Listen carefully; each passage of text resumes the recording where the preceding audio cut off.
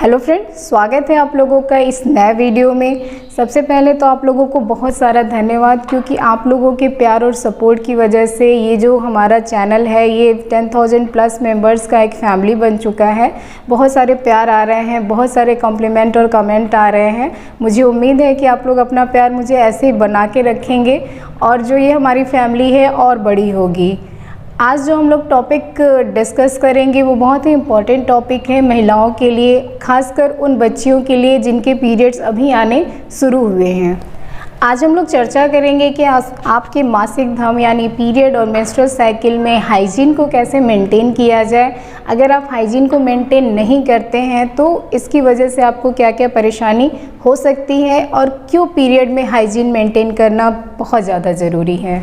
Friends, यह एक ऐसा टॉपिक है जिसके बारे में घरों में, स्पेशली जो हमारी इंडियन फैमिली है वहाँ पे इस टॉपिक पे बात नहीं किया जाता है। इस बात पे चर्चा करने में लोगों को बहुत शर्म महसूस होती है। गर्ल्स को ये बताया जाता है कि तुम्हें पीरियड आए हुए हैं तो तुम बहुत तेज़ आवाज़ में बात मत करो, बहुत ज़्यादा चलो फिरो मत, बहुत ज़्यादा घर से बाहर ना निकलो। यहाँ तक कि कुछ कुछ घरों में तो जो गर्ल्स हैं उनको किचन में भी जाना अलाउड नहीं किया जाता है। उन्हें ये बताया जाता है कि तुम्हारे शरीर का ये गंदा खून है जो बाहर आ रहा है। तो ऐसा ये कुछ भी नहीं होता है। सबसे पहले तो हम ये जानते हैं कि ये जो मेंस्ट्रुअल साइकिल है वो होता क्या है। तो बाकी चीज़ों की तरह ये भी हमारे बॉडी का एक फिजियोलॉजिकल प्रोसेस। अगर मेंस्ट्रुअल साइकिल के बारे में हम थोड़ा सा जानेंगे तो बच्चेदानी होती है। बच्चेदानी के अंदर एक लाइनिंग होती है जिसे एंडोमेट्रियम कहते हैं। हर महीने एंडोमेट्रियम जो है वो अपने आप को प्रेगनेंसी के लिए तैयार करती है, ताकि जो एम्ब्रियो है, जो बेबी है, उसको एक प्रॉपर एनवायरनमेंट मिल सके और वो अच्छे से सर्वाइव कर सके। लेकिन अगर प्रेगनेंसी नहीं होती है तो यही जो लाइनिंग है ये झड़ के बाहर निकलती है, जिसको हम लोग मेंस्ट्रुअल साइकिल बोलते हैं। यह आप ही के बॉडी का एक पार्ट है। किसी भी तरह का कोई गंदा खून नहीं है, तो इसको लेके जो भी शर्म आपके मन में है इसको आप बाहर निकाल दें। नॉर्मली जो पीरियड होते हैं वो 3 से 5 दिन तक रहते हैं और 21 से 35 दिन तक के इंटरवल पे आते हैं। लेकिन आपको जो पीरियड है, आपकी जो ब्लीडिंग है, वो अगर 5 दिन से ज़्यादा हो रही है या फिर बहुत चढ़ के आ रहा है, मतलब 1.5 महीने पे आ रहा है, 2-2 महीने पे आ रहा है, या फिर बहुत जल्दी 15 दिन 20 दिन पे ही आ जा रहा है, तो एक बार आप डॉक्टर से कंसल्ट करें। ये एबनॉर्मल हो सकता है।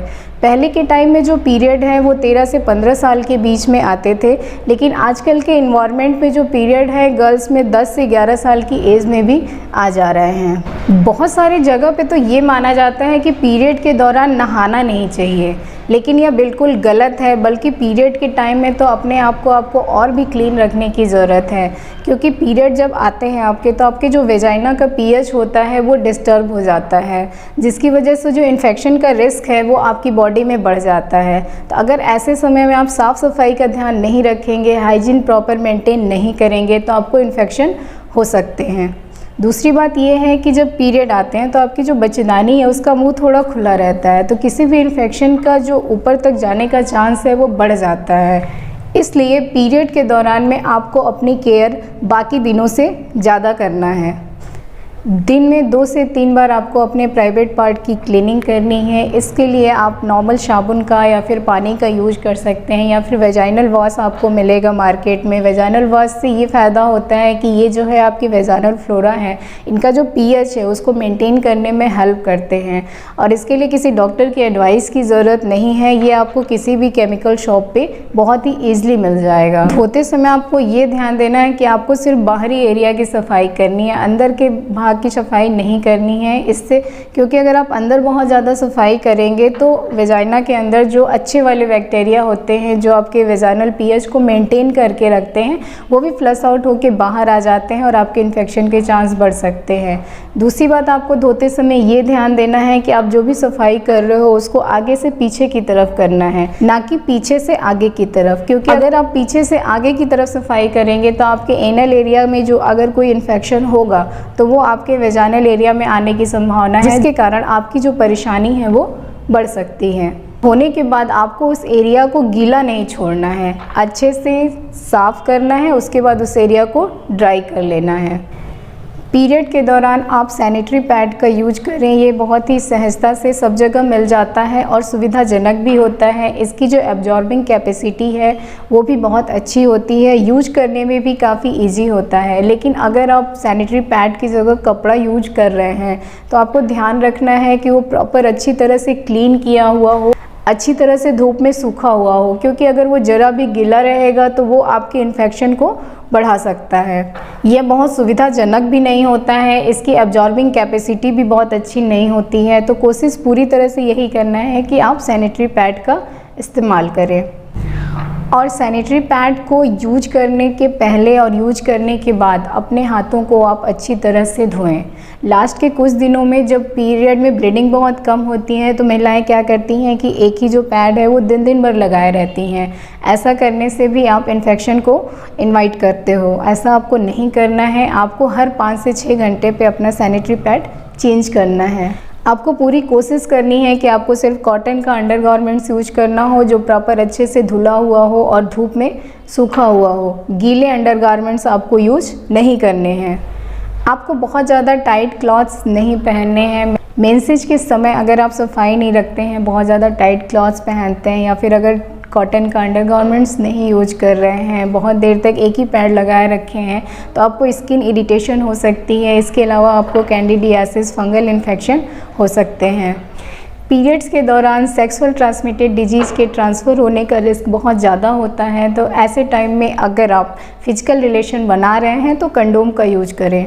अगर आपको इन्फेक्शन का कोई भी सिम्टम नज़र आता है, जैसे बहुत ज़्यादा पानी जाना या फिर रैसेस होना, इचिंग होना, वल्वल एरिया में आपको पेन हो रहा है या फिर कोई रेडनेस है, अगर इस तरह का कोई भी सिम्टम आपको दिख रहा है तो आप डॉक्टर से तुरंत कंसल्ट कर लें। नॉर्मली भी यूटीआई का जो रिस्क है वो महिलाओं में ज़्यादा होता है, लेकिन पीरियड के दौरान ये बढ़ जाता है। तो पीरियड के दौरान आपको पानी ज़्यादा से ज़्यादा पीना है और यूरिन को होल्ड करके नहीं रखना है, नहीं तो आपको यूटीआई भी हो सकता है। एथलीट गर्ल या फिर स्विमिंग करने वाली जो लड़कियां होती हैं वो टैम्पून का यूज करती हैं। टैम्पून का यूज करने वाली महिलाओं को काफ़ी ज़्यादा रख रखाव का ध्यान देने की ज़रूरत होती है। ध्यान देना है कि अगर आप टैम्पून यूज कर रहे हो तो इसको 4 से 6 घंटे में ज़रूर से चेंज कर लें। कभी कभी क्या होता है कि गर्ल्स अंदर रख के भूल जाती हैं या फिर वो काफ़ी देर तक पड़ा रहता है, तो उसमें जो ब्लड कलेक्टेड रहता है उसकी वजह से भी बैक्टीरियल इन्फेक्शन बढ़ने का चांस है। और दूसरी चीज़ क्या होती है कि कभी कभी ऐसे केस में टॉक्सिक शॉक सिंड्रोम भी देखने को मिलता है। तो अगर आप टैम्पून यूज कर रहे हैं तो काफ़ी प्रिकॉशन के साथ यूज करें।